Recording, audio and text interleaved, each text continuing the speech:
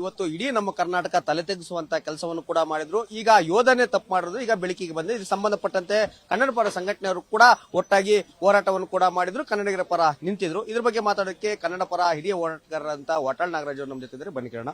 Sir, ಒಬ್ಬ ಯೋಧ ಇಡೀ ನಮ್ಮ ರಾಜ್ಯಕ್ಕೆ ಕಳಂಕ ತರುವಂತ ಕೆಲಸವನ್ನ ಮಾಡಿದ್ರು, ಅದ್ರ ಬಗ್ಗೆ ಹೇಳೋದಾದ್ರೆ? ಇದು ನಾನು ನೋಡಿದೆ, ಆದರೆ ಅವರು ಕನ್ನಡಿಗರ ಮೇಲೆ ದಾಳಿ ಮಾಡಿ ಒಡೆದು ಒದ್ದು ಕೆಳಗಡೆ ಬೀಳಿಸಿ ಕ್ರೌರ್ಯ ಮಾಡಿದ್ದಾನೆ.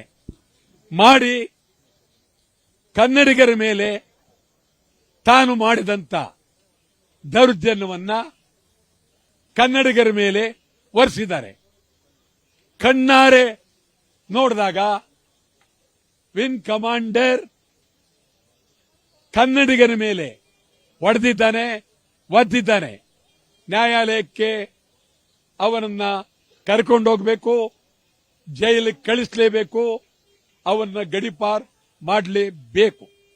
ಸರ್, ಒಬ್ಬ ಸೈನಿಕ ಅಂತಂದ್ರೆ ಒಂದು ರೀತಿಯಂತ ಶಿಸ್ತು ಇರುತ್ತೆ, ಆದ್ರೆ ಆ ಶಿಸ್ತು ಎಲ್ಲೂ ಈ ಸೈನಿಕನ ಹತ್ರ ಕಾಣಿಸ್ತಿಲ್ಲ. ನಾನು ಸೈನಿಕರ ಬಗ್ಗೆ ಎರಡು ಕೈ ಜೋಡಿಸಿ ಕೈ ಮುಗಿತೀನಿ. ಸೈನಿಕರ ಬಗ್ಗೆ ಗೌರವ ಇದೆ, ಪ್ರೀತಿ ಇದೆ, ಅಭಿಮಾನ ಇದೆ.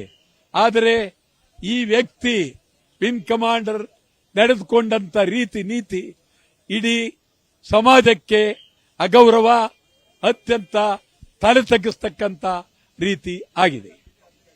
ಇದಿಷ್ಟು ವಾಟಾಳ್ ನಾಗರಾಜ್ ಅವರ ಮಾತಾಗಿದ್ದು.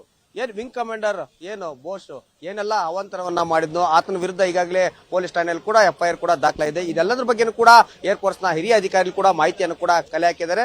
ಪೊಲೀಸರು ಕೂಡ FIR ಅನ್ನು ಹಾಕಿದ್ದಾರೆ. ಹೀಗಾಗಿ ಏರ್ಫೋರ್ಸ್ ನ ಅಧಿಕಾರಿಗಳು ವಿಂಗ್ ಕಮಾಂಡರ್ ಮೇಲೆ ಯಾವ ರೀತಿಯಂತ ಕ್ರಮವನ್ನು ತೆಗೆದುಕೊಳ್ಳುತ್ತೆ ಅನ್ನೋದನ್ನ ಕಾದು ನೋಡಬೇಕಿದೆ. ಕ್ಯಾಮರಾಮನ್ ರವಿಕುಮಾರ್ ಜೊತೆ ಮಲನಳ್ಳಿ ಶ್ರೀಧರ್, ಪವರ್ ಟಿವಿ, ಬೆಂಗಳೂರು.